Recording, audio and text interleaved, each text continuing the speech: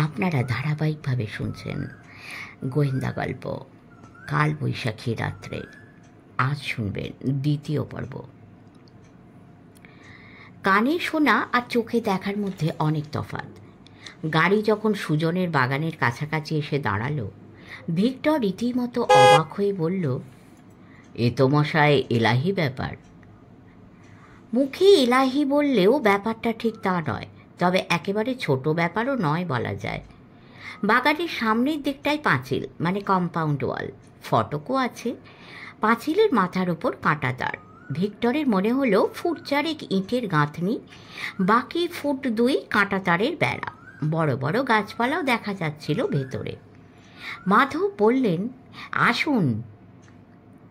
জায়গাটা চোখে দেখতে ভালো লাগে। কলকাতা শহরের প্রায় গায়ে গায়ে এখনো কত মাঠ ঘাট, গাছপালা, পাঁক সর্বস্ব পুকুরিনা রয়েছে। একেবারে গ্রাম বলতে যা বোঝায় তাই। সারাটা পথে যে কত আকন্দ আর বাঁশঝোপ চোখে পড়ল। এদিকের মাটির গন্ধও আলাদা। ভিক্টর ধীরে সুস্থে একটা সিগারেট ধরালো। রোদ নেই বললেই চলে, তবে আলো রয়েছে। গরমের দিন এই আলো মুছতে মুছতে কমপক্ষে ঘণ্টাখানেক লাগবে।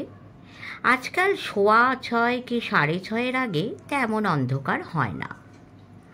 ভিক্টর বলল, এত বড় বাগান সবটাই কি ঘেরা হয়ে গিয়েছে? না, পিছনের দিকটায় কাঁটা তারের বেড়া। এই যে ইটের গাঁথনি দেখছেন, এও বেশি দিনের নয়। সুজন ধীরে ধীরে পাঁচিলটা গেঁথে নিচ্ছে। বিকেল ফুরিয়ে আসায় পাখির ঝাঁক মাঝে মাঝে মাথার ওপর দিয়ে উড়ে যাচ্ছিল। ফটক খোলা, কাছাকাছি একটা লোক কি যেন করছিল। মাধবদের দেখে দাঁড়িয়ে পড়ল। ছোটবাবু কোথায়? সদানন্দ? সদানন্দ হাত দিয়ে একটা টালির ঘর দেখালো। বলল, ওই দিকেই তো ছিলেন। গাড়িতে কিছু জিনিস আছে, কানু একা পারবে না, তুমি যাও। বলে মাধববাবু ভিক্টরকে বললেন, চলুন আমরা ঘরে যাই। ভিক্টর টালির ঘরের দিকে তাকিয়ে বলল, সুজন কি ওখানে থাকে? হ্যাঁ, ওই যে বাড়িটা দেখছেন, ওটা এখানে আগেই ছিল। মাটির বাড়ি, খোলার চাল, সেসব ভেঙে চুরে সুজন নিজে থাকার মতো করে নিয়েছে। কটেজ তা বলতে পারেন। ভিক্টর চারপাশ দেখতে লাগলো।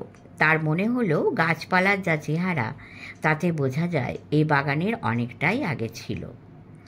আম গাছের তো অভাব দেখা যাচ্ছে না, পেয়ারা গাছও চোখে পড়ে, জামরুলও হয়তো আছে। এখন এতটা তফাৎ থেকে বড় বড় গাছের বাগানের সব গাছ ধরা যাচ্ছে না। সুজনের কটেজ কিন্তু ফটকের গায়ে গায়ে নয়, হাঁটতে হয় খানিকটা, গজ 50 মতো। ভিক্টর বলল, সুজন কি এখানেই বেশিরভাগ সময় থাকে? আগে থাকতো না, আজকাল থাকে। আগে ও সকালে আসতো, বিকেলে ভারী চলে যেত, মানে কলকাতায়। তারপর ওর মাথা গোঁজার জায়গা হয়ে যাওয়ার পর 2-1 দিন একটানা এখানেই থেকে যেত। হালে হপ্তার মধ্যে 4-5টা দিন এখানেই কাটাতো, বাকিটা কলকাতার বাড়িতে। তবে গত 10-15 দিন একেবারেই কলকাতায় যাচ্ছে না। পুলিশের বারণ বলে?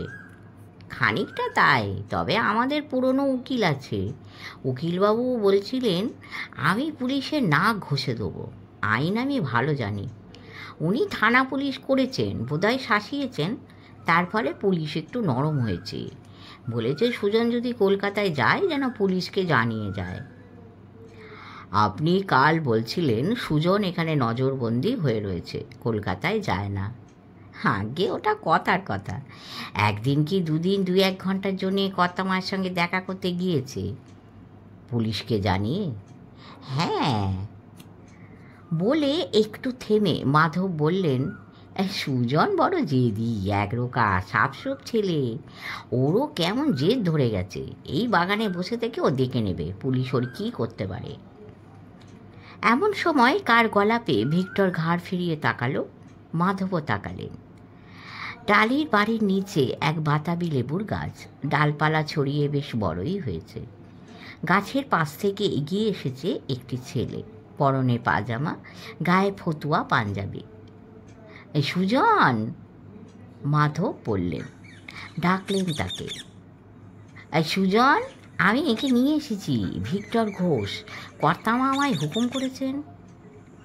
সুজন ভিক্টরকে দেখল, পরে বলল, আসুন। 4-5 ধাপ সিঁড়ি, কাঁচা সিঁড়ি, সিমেন্ট করা হয়নি। সিঁড়ি দিয়ে উঠেই ছোট বারান্দা, বারান্দায় ক্যানভিসের চেয়ার, বেতের চেয়ার, মোড়া সব পড়ে আছে। ঠাকুমা কেমন আছে মাধব কাকা? হ্যাঁ, ওই একই রকম।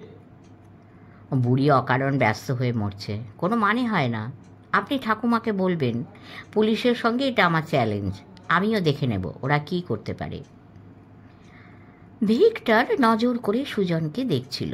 খানিকটা ছিপছিপে ধরনের চেহারা, গায়ের রং শ্যামলা, মুখের গড়ন কোনা ধরনের, থুতনির দিকটা সরু, নাক চোখ পরিষ্কার, মাথা ভর্তি কোঁকড়ানো চুল। সুজনকে দেখলে ছেলে মানুষই মনে হয়, মানে কলেজ ইউনিভার্সিটিতে পড়া ছেলেদের মতো। আইন মাফিক সাবালক, কিন্তু ঠিক সাবালকত্ব বোধহয় এখনো পাইনি। আবেগপ্রবণ, তেজি এবং রাগী। মাধব বসতে বললেন ভিক্টরকে। সুজনেরও খেয়াল হলো ভিক্টরকে বসতে বলা হয়নি। তাড়াতাড়ি একটা চেয়ার এগিয়ে দিল, বলল, আগে বসে। ভিক্টর বসতে বসতে বলল, কটেজটা তো বেশ, আমার প্ল্যান, কম খরচে বাড়ি। বলে একটু হাসল সুজন। কটা ঘর? 2টো। অফিস ঘর নিলে 2.5টে, কিচেন বাথরুম আলাদা। পুরোটাই টালি, টালির ছাদ, দেওয়াল পাকা, নিচের মেঝে। বলে আঙুল দিয়ে পায়ের দিকটা দেখালো। আর সিমেন্ট করে নিয়েছি। বাহ, অভাব শুধু ইলেকট্রিসিটি।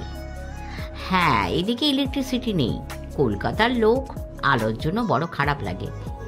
আমরা লণ্ঠন ব্যবহার করি, কখনো মোমবাতি। একটা হ্যাজাক আছে আমার, কমই জ্বালাই। কেরোসিনের বড় অভাব। মাধব বললেন, এই তোমরা বসে কথা শুরু করো, আমি ওদিকটা একটু দেখি। কর্তামা কী সব পাঠিয়েছেন, রাখার ব্যবস্থা করে একটু চায়ের কথা বলে আসছি। মাধব আর দাঁড়ালেন না। সদানন্দ আর কানু ড্রাইভার ধরাধরি করে একটা বস্তা আনছিল। সদানন্দর কাঁধে মস্ত এক ঝোলা। সুজন বসল। ভিক্টর কয়েক পলক সামনের দিকে তাকিয়ে যেন ঠিক করে নিল কিভাবে কথাটা শুরু করবে। তারপর সুজনের দিকে তাকালো। আমার সম্পর্কে মাধববাবু কিছু বলেছেন আপনাকে? না, মাধব কাকা আগেই আমাকে বলেছিলেন ঠাকুমার ইচ্ছে একজন প্রাইভেট গোয়েন্দা লাগানো। গোয়েন্দা না হলেও আমি একজন প্রাইভেট ইনভেস্টিগেট। আমার নাম ভিক্টর ঘোষ। ভিক্টর নাম কেন? ভিক্টর হেসে ফেলল। ডাক নামটাই আমার আসল নাম হয়ে গেছে। আমার ভালো নাম শুভব্রত। বাবা আমাকে ভিক্টর বলে ডাকতেন, কখনো ডাকতেন ভিকু। ছেলেবেলা থেকে বন্ধু বান্ধব, পাড়ার লোক সবাই ভিক্টর বলে ডাকতে ডাকতে ভিক্টর হয়ে গেলাম। সুজন যেন অন্যমনস্ক হয়ে কিছু ভাবতে লাগলো। হঠাৎ বলল, আচ্ছা, আমাদের কলেজে একজন ভিক্টর ঘোষের নাম শুনতাম। কমন রুমে গ্রুপ ফটোতেও দেখেছি। আমাদের চেয়ে অনেকটাই সিনিয়র। কলেজে ক্রিকেট টিমের ক্যাপ্টেন ছিলেন, ইউনিভার্সিটি টিমেরও। বাধা দিয়ে ভিক্টর বলল, তোমার কোন কলেজ ছিল? Scottish church. তবে ভাই, আমি সেই ভিক্টর। হাত মেলাও, তোমাকে তুমি বলে ফেলেছি, ভালোই করেছি। বলে ভিক্টর হাসতে হাসতে হাত বাড়িয়ে দিল। সুজনও হাত বাড়ালো, বলল, আপনি আমার সিনিয়র। আমরা আপনাদের কত গল্প শুনেছি, খেলার গল্প, সোশ্যালের গল্প। একবার আপনারা দারুণভাবে আগুনের হাত থেকে 2টো ছেলেকে বাঁচিয়েছিলেন। ল্যাবরেটরিতে আগুন লেগে গিয়েছিল। ভিক্টর হাসতে হাসতে বলল, করেছি তো অনেক কিছুই। এখন আর সে বয়স নেই ভাই, পেটের ধান্দায় ঘুরি। যাগে, সেসব গল্প পরে এক সময় করা যাবে। এখন কিছু কাজের কথা হোক। ভিক্টর হাত ছেড়ে দিয়েছিল সুজনের। সুজন যেন নিজের কোনো লোক পেয়ে খুশি হয়েছে, তাকে সব বোঝাতে পারবে। বলল, এরা আমায় সাসপেক্ট করছে ভিক্টর দা, ভাবছে আমি কিলার। অদ্ভুত ব্যাপার। ওরা কি ভাবছে বাদ দাও, পুলিশ অনেক কিছু ভাবে। তোমাকে তো আর অ্যারেস্ট করেনি। না, তা করেনি, কিন্তু আমাকে হিউমিলিয়েট করেছে। কিন্তু আমি কেন লোক খুন করতে যাব? নিশ্চয়ই যাবে না, কিন্তু কিছু একটা হয়েছে যার সঙ্গে তুমি জড়িয়ে পড়েছ। আমি শুনতে চাই ঠিক কি হয়েছে। মাধব কাকা আপনাকে বলেননি? বলেছেন, আমি তোমার মুখ থেকেই শুনতে চাই। সুজন একটু চুপচাপ থেকে শেষে বলল, প্রায় হপ্তা তিনেক হলো। এমনিতে আমার বার তারিখ মনে থাকে না, কিন্তু ঘটনাটা ঘটার পর মনে রাখতেই হচ্ছে। দিনটা ছিল শনিবার, 22 এপ্রিল। শনিবার বিকেলে আমি কলকাতার বাড়িতে চলে যাই। আমার একটা মোটর বাইক আছে। সেদিন যাব বলে ঠিকঠাক করেও যাওয়া হলো না। মোটর বাইকের চাকা পাংচার। এখানে সারাবারে উপায় নেই, কাজেই যাবার আশা ছেড়ে দিয়ে স্নান করতে গেলাম। যা গরম আর গুমোট চলছে, স্নান করে ফিরে এসে দেখি একটি লোক আমার সঙ্গে দেখা করতে এসেছে। কেমন লোক? বয়স কত? চেহারা? সাধারণ লোক, ঠিক কলকাতা শহরের মানুষ নয়, এদিককার কোনো গ্রামের মানুষ মনে হলো। বয়স ঠিক বলতে পারবো না, তবে ইয়াং নয়। রুক্ষ এলোমেলো চুল, 2-10টা পাকা চুলও থাকতে পারে। কালচে মুখ, গালে দাগ। বসন্তের দাগ হলেও হতে পারে। চোখে চশমা, চশমাটা প্রায় ঝুলে পড়েছে। ধুতি পরা না প্যান্ট পরা? পাজামা পরা, গায়ে কিন্তু শার্ট। কি নাম বলল লোকটা? কোথায় থাকে? কেন এসেছিল? নাম বলেছিল কিনা আমার মনে পড়ছে না, হয়তো একবার বলেছিল। হরিপদ কি তারাপদ কিছু হবে। তবে সে যে মুস্তাফি এটা বার কয়েক বলেছে। কি দরকারে এসেছিল? এসেছিল দালালির কাজ নিয়ে। বলছিল দেগঙ্গার দিকে একটা বাগান বিক্রি আছে, যার বাগান তিনি মারা গেছেন। বিধবা স্ত্রী এখন বাগানটা বেচে দিতে চান। দরদস্তুর নিয়ে কথা বলে দেখেছে 1000, 25, 30 টাকা হলেই জমি বাগান সব বেচে দেবেন। লোকটা তাহলে দালাল? তা তোমার কাছে এসেছিল কেন? আমার বাগানের কথা শুনে এসেছে। এদিকে কাছাকাছি গ্রামে ওর এক শালা থাকে, তার কাছেই এসেছিল। সেখানেই থাকবে রাত্রিটা। শালার কাছে শুনে এসেছে? তেমন কিছু বলল না। যারা জমি টমি ও বাগানে দালালি করে তারা অনেক খবর রাখে, কানে যায় তাদের। আমার বাগানের কথা শুনেই এসেছে। ভিক্টর আবার একটা সিগারেট ধরালো। তারপর আর কি? আমি বললাম এখন আর বাগান কেনার ক্ষমতা আমার নেই, দেগঙ্গা অনেকটা দূরও। লোকটা নাছোড়বান্দা, বলল সময় নিয়ে ভেবে দেখুন, 1020-তেও রাজি করানো যেতে পারে। কথায় কথায় খেয়াল হয়নি, হঠাৎ দেখি কালবৈশাখী ঝড় উঠেছে। প্রচণ্ড ঝড়, আকাশ কালো ঘুটঘুটে। ঝড় কমার মুখে বৃষ্টি নেমে এলো, জোর বৃষ্টি। বৃষ্টি কমতে কমতে সন্ধে। মুস্তাফি উঠি উঠি করতে লাগলো। নিজেই বলল, আমাকে যদি একটা ছাতা দেন, কাল তো আসছি, ফেরত দিয়ে যাব। তুমি ছাতা দিলে? দিলাম। লোকটা আটকে গিয়েছে, সন্ধে পেরিয়ে যাচ্ছে, বৃষ্টি থামছে না, ফেরত তো দিয়েই যাবে। দিলাম। আর টর্চ? আর বলবেন না, লোকটা নিজের কাছে টর্চ ছিল। যাবার সময় দেখে টর্চটা একবার জ্বলেই নিভে গেল, ঠুকে ঠাকেও জ্বলল না। কাজেই আমার টর্চটাও দিলাম। ভাবলে ছাতা আর টর্চ কালকেই ফেরত পেয়ে যাচ্ছ, তাই তো? হ্যাঁ, আমি একেবারেই খারাপ কিছু ভাবিনি। সুজন বলল। একটু চুপ করে থেকে আবার বলল, একটা লোক আমার সঙ্গে দেখা করতে এসেছিল। লোকটাকে আমার খারাপ মনে হয়নি। ঝড় বৃষ্টির মধ্যে ফিরে যাচ্ছে দেখে আমার ছাতা আর টর্চটাকে দিয়েছিলাম। টর্চটা তো সে চেয়েই নিয়েছিল একরকম। তাছাড়া সে বাগানের কথা বলতে আসবেই, ছাড়বে না। কিন্তু তুমি তো তাকে চিনো না। না, চিনি না। বলল কাছেই থাকে, সামনের গ্রামে। আমি বিশ্বাস করেছি। এখন তার ফল ভোগ করছো। সুজন একটু ক্ষুণ্ণ হলো, বলল, তাই তো দেখছি। কিন্তু ভিক্টর দা, আপনিই বলুন, মানুষ অচেনা হলে কি তার জন্য কিছু করতে নেই? কলকাতা রাস্তায় হরদম অ্যাক্সিডেন্ট হচ্ছে। রাস্তার লোকই তো তাদের উঠিয়ে হাসপাতালে পৌঁছে দেয়।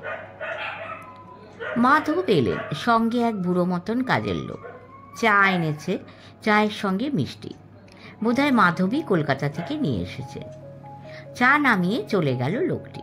মাধব চেয়ার টেনে নিয়ে বসলেন। হ্যাঁ নিন, একটু চা খান। সুজন বলল, মাধব কাকা, ভিক্টরদাকে আমি নামে চিনতাম, আমাদের আলাপ হয়ে গেছে, আমরা একই কলেজের ছাত্র, উনি অনেক সিনিয়র। মাধব দেখলেন দুজনকে, তারপর হেসে বললেন, বাহ বাহ বাহ, এ তো ভালোই হলো, এটা একটা সুলক্ষণ।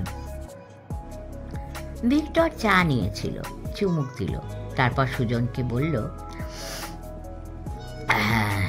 যে লোকটা তোমার কাছে এসেছিল আর যে মারা গিয়েছে তারা একই লোক নয়? না, যে মারা গিয়েছে মানে খুন হয়েছে তাকে তুমি দেখেছো? দেখেছি, পরের দিন যখন খবর পেলাম যে একটা লোক খুন হয়ে মাঠের রাস্তায় পড়ে আছে। যে খুন হয়েছে তাকেও তুমি কোনো দিন দেখোনি? না, আমাদের বাগানে যারা কাজকর্ম করে কেউ তাকে চেনে না। আর যে লোকটা তোমার কাছে এসেছিল, বলেছিল সামনের গ্রামে তার শালার বাড়িতে রাত কাটাবে, পরের দিন তোমার ছাতা টর্চ ফেরত দিয়ে যাবে, সেই মুস্তাফির কোনো খবর পেলে? সুজন মাথা নাড়ল, বলল, না, পুলিশও খোঁজ নিয়ে দেখেছে, কাছাকাছি গ্রামে মুস্তাফি বা তার কোনো আত্মীয় নেই। একটা লোকও নাকি বলেনি মুস্তাফি বলে তাদের কোনো চেনা লোক আছে। ভিক্টর একটা মিষ্টি তুলে নিয়ে মুখে দিল, ভাবছিল, যে খুন হয়েছে তাকে কিভাবে খুন করা হয়েছে? পেছন থেকে মাথায় মারা হয়েছিল, পুলিশ বলছে। Back of the skull? হ্যাঁ। লোকটার পরিচয় জানা যায়নি তাহলে? না। বয়স কত? চেহারা? বয়স সেই 30-এর ওপর, চেহারা দেখে শহুরে মনে হয় না। মাধব বললেন, এই দুটো ব্যাপারই অদ্ভুত, যে খুন হলো তার কোনো পরিচয় পাওয়া গেল না, আর যে সুজনের কাছে এসেছিল তারও কোনো পাত্তা পাওয়া গেল না।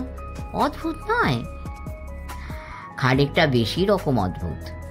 তবে সুজন, আমি তোমায় একটা কথা বলতে পারি, পুলিশ নিজেও ব্যাপারটা ধরতে পারছে না, তোমাকে তারা পুরোপুরি সন্দেহ করতে পারছে না। করলে হয়তো অ্যারেস্ট করতো। ওরা তোমায় হ্যারাস করছে, তোমার ওপর নজর রাখছে, এটা ওদের পার্ট অফ দ্য জব। তুমি তোমার মতো থাকো, ঘাবড়ে যেও না। আমাকে শুধু একটা কথা বলো, তোমার কাছে যে এসেছিল তাকে কে কে দেখেছে এখানের? সদানন্দ আর পুলিন। সদানন্দকে দেখলাম।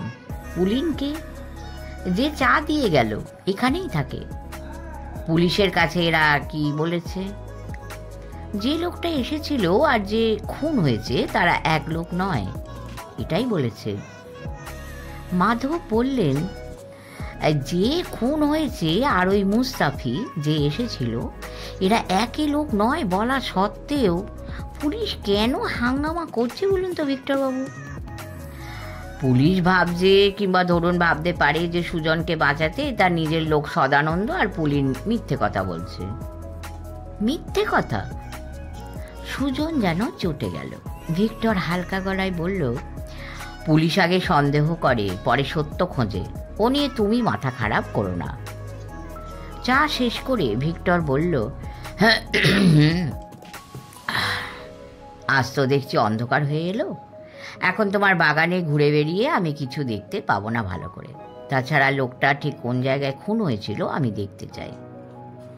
মাধব বললেন, আপনি কি দিনে দিনে আসতে চাইছেন? আমি আগামীকালই আসতে চাইছি। আসুন, গাড়ির ব্যবস্থা করব। না, আমার স্কুটার আছে, রাস্তা আমি মোটামুটি চিনে গেলাম, আমি নিজেই আসব। সুজন বলল, কখন? সকালের দিকে। আমি তোমার এখানেই দুটো খেয়ে নেব। এখন চলো, একবার বাগানটা একটু ঘুরে যাই। বলতে বলতে ভিক্টর উঠে দাঁড়ালো। শেষ হলো দ্বিতীয় পর্ব। তৃতীয় পর্বে রহস্য আরও ঘনীভূত হবে। সবাই শুনবেন, সাবস্ক্রাইব করে পাশে থাকবেন, লাইক, কমেন্ট এবং শেয়ার করবেন। পরম করুণাময়ের কৃপায় সকলে ভালো থাকবেন। নমস্কার।